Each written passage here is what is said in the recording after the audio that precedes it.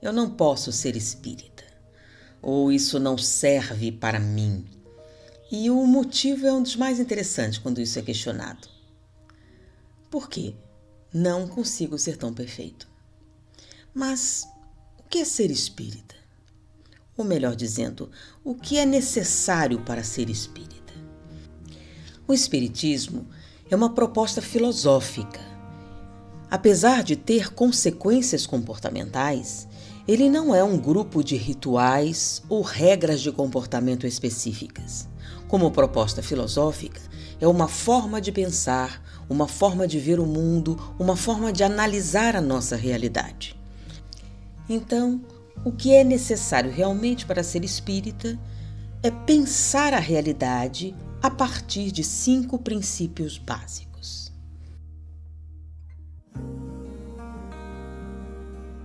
Primeiro, existência de Deus. O Espiritismo é uma filosofia espiritualista e deísta. Deus é a inteligência suprema, causa primária de todas as coisas. A partir desse pensamento, nós analisamos a realidade do ponto de vista de que existe sim um sentido na existência, nos acontecimentos, e que Deus não só existe, como é a causa inteligente de todo o nosso universo. O segundo princípio é a imortalidade da alma. Essa dualidade espírito-matéria que acompanha a história da humanidade. Dos egípcios aos dias atuais, está presente em todas as culturas. O homem primitivo já buscava uma explicação para aquilo que ele não entendia. E normalmente, essas explicações aconteciam no mundo metafísico, no mundo além da matéria.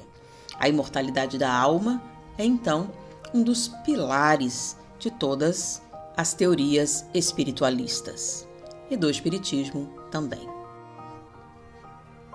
O terceiro princípio, comunicabilidade dos espíritos, é o que distancia mais o espiritismo de outras teses espiritualistas.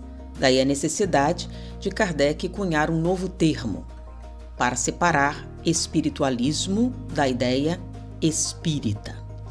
Ou seja, o espírito age sobre a matéria, não é apenas consequência, é a origem de muitos fenômenos. Quarto princípio, reencarnação. O espiritismo acredita que a alma passa por muitas existências corporais, com o fim de aperfeiçoar-se, e é o que fundamenta a justiça divina. Nós, como deísta que somos, nós acreditamos que todas as coisas têm uma razão de ser, e a ausência da reencarnação torna a explicação para a existência extremamente difícil e caótica, dando a entender que a vida não teria sentido. O espírita acredita que todas as coisas acontecem por uma razão e que as provas, as dificuldades surgem dessa necessidade de aperfeiçoamento. O quinto princípio é o da evolução espiritual. O espiritismo acredita que a evolução acontece no espírito e que, à medida que ele se depura, ele produz alterações no mundo material, de maneira que a evolução que nós visualizamos no mundo físico é uma consequência da evolução espiritual. E nós não surgimos diretamente como espírito. As mudanças começam com o princípio espiritual, que é o primeiro impulso de alteração da matéria, que deu origem ao movimento e os processos materiais como nós conhecemos. Por trás de cada processo material existe um processo espiritual. No momento em que esse princípio espiritual adquire um nível de maturidade, ele se transforma em espírito, que é um princípio inteligente do universo, independente, que passa a fazer as escolhas utilizando-se do livre-arbítrio que ele conquistou. À medida que ele evolui, ele chega um momento em que ele domina todas as alterações que a matéria pode proporcionar e ele deixa de ter necessidade de reencarnar-se no mundo material.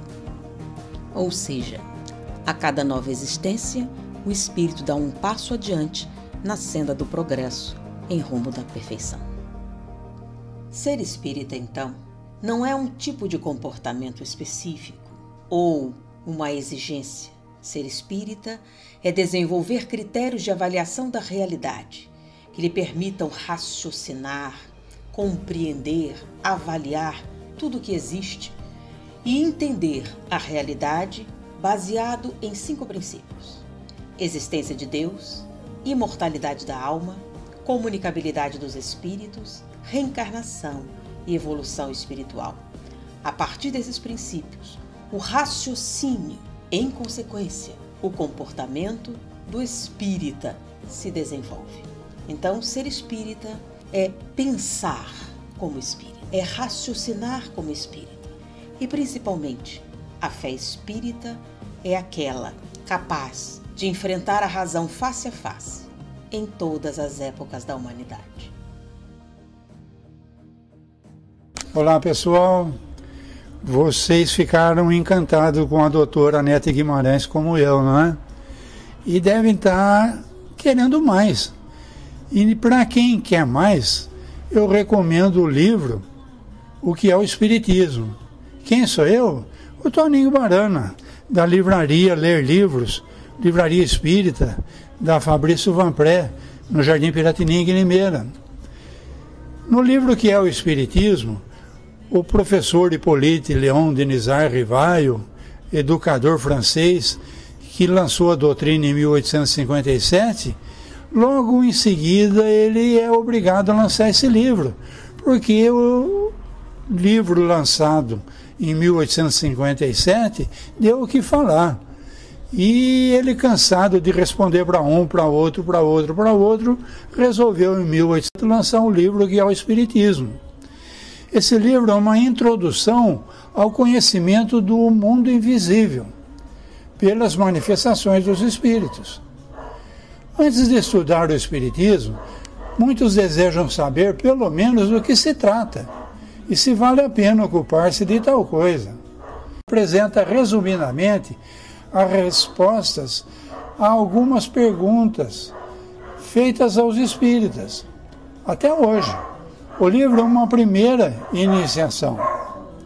O primeiro capítulo, em forma de diálogo, responde às perguntas feitas por aqueles que desconhecem os princípios fundamentais da doutrina e responde aos principais argumentos dos seus contraditores. Nega os argumentos dos seus contraditores. No primeiro capítulo, apresenta 3 diálogos. O primeiro diálogo, o crítico. Então, Kardec, respondendo às perguntas de uma pessoa que está fazendo crítica sobre os livros espíritas, mostra que não será possível mudar o preconceito do crítico. O crítico, ele é especializado em literatura, ele é especializado em religiões, mas o espiritismo é uma coisa muito nova. Então, sem um estudo mais aprofundado, o crítico fica difícil de ser convencido. É preciso que o crítico estude e venha primeiro saber do que se trata o Espiritismo. No segundo diálogo, o cético. Com esse daí já foi mais fácil do Allan Kardec conversar. Com esse o assunto rendeu mais. E Kardec pôde desenvolver o assunto de uma forma bem mais abrangente.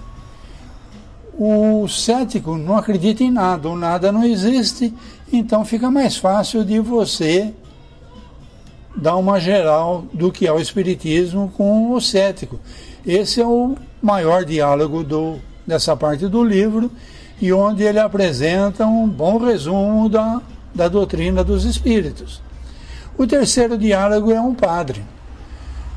Então aqui Kardec desconstrói os dogmas do catolicismo, porque o padre, apegado aos dogmas da religião católica, vem questionar Kardec, e Kardec faz ver a ele que o Espiritismo quer restabelecer o cristianismo primitivo, o cristianismo do primeiro século, porque o cristianismo do catolicismo, a partir do ano 300 e tanto, quando judeus e e romanos resolveram se tornar cristãos, ele foi muito mexido, adulterado até. Coisas foram retiradas, coisas foram acrescentadas. E para nós, no Espiritismo, o que interessa é o cristianismo primitivo, o cristianismo do primeiro século. No segundo capítulo desse livro, nós temos então uma exposição sumária das partes da ciência prática e experimental, que na falta de uma instrução teórica completa, o observador novato vai poder fixar a sua atenção para poder julgar com conhecimento de causa. É um resumo aproximado do Livro dos Médiuns. As objeções nascem das ideias falsas, feitas sobre aquilo que não se conhece. No terceiro capítulo, esse livro, então, apresenta um resumo do Livro dos Espíritos. A solução pela doutrina espírita de certo número de problemas do mais alto interesse, de ordem psicológica e moral, e filosófica, aos quais nenhuma filosofia deu ainda resposta satisfatória. Para responder o que é o Espiritismo, diríamos que o Espiritismo é, ao mesmo tempo, uma ciência de observação e uma doutrina filosófica. Como ciência prática, ele consiste nas relações que se estabelecem entre nós e os espíritos. Como filosofia, compreende todas as consequências morais dessas mesmas relações. Podemos defini-lo assim: o Espiritismo é uma ciência que trata da natureza, origem e destino dos espíritos, bem como de suas relações com o mundo corporal. Segunda indicação do Toninho, o Livro dos Espíritos. Você leu o que é o Espiritismo, se convenceu de que é uma coisa digna de maior estudo, então agora você vai adquirir o Livro dos Espíritos.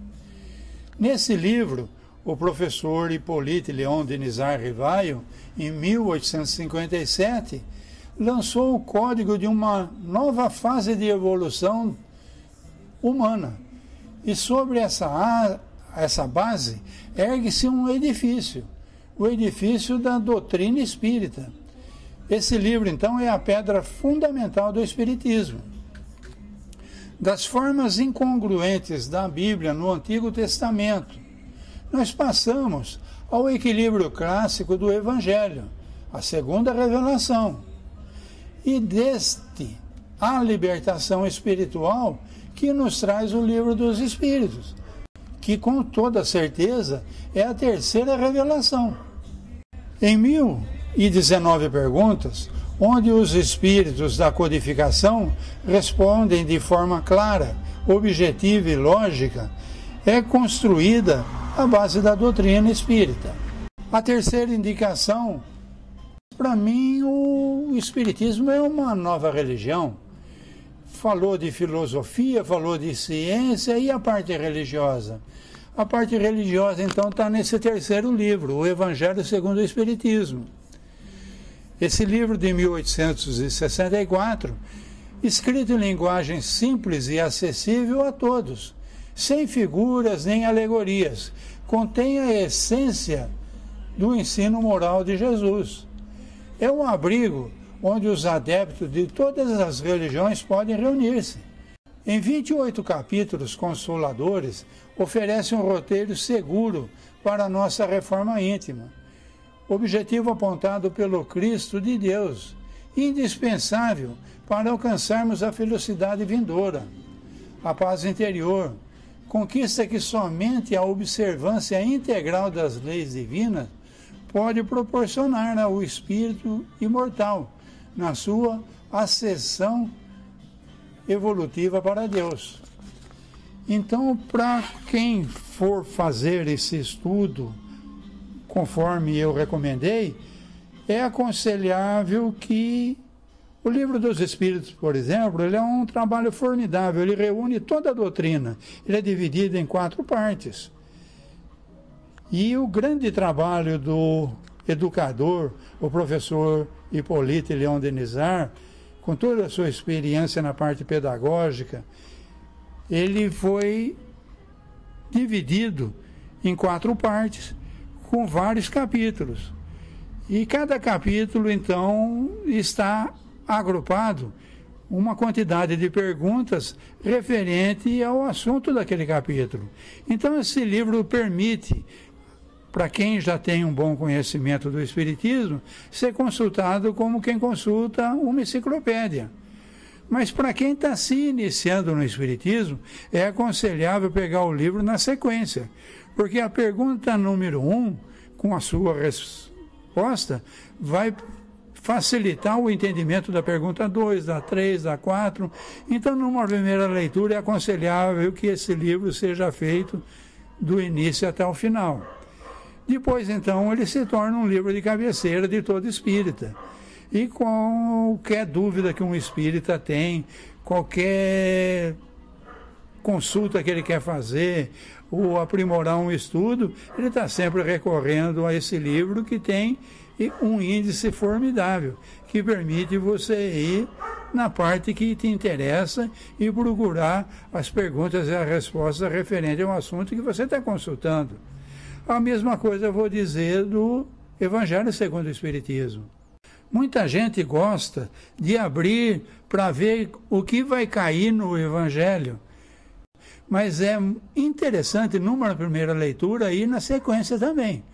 Porque o que você vai aprender na primeira capítulo do livro vai te dar suporte para entender o que vem no segundo capítulo, no terceiro, no quarto. Depois que você já fez o livro inteiro, aí então é normal que você consulte o livro da forma que lhe for conveniente. Ele também tem um índice formidável que permite você fazer a consulta do jeito que você se interessa. E no final do livro você tem também a parte de orações, onde é sugerido ao espírita orações para as mais variadas fases da vida. Você gostou? Deixe seu like, inscreva-se no canal, acione o sininho.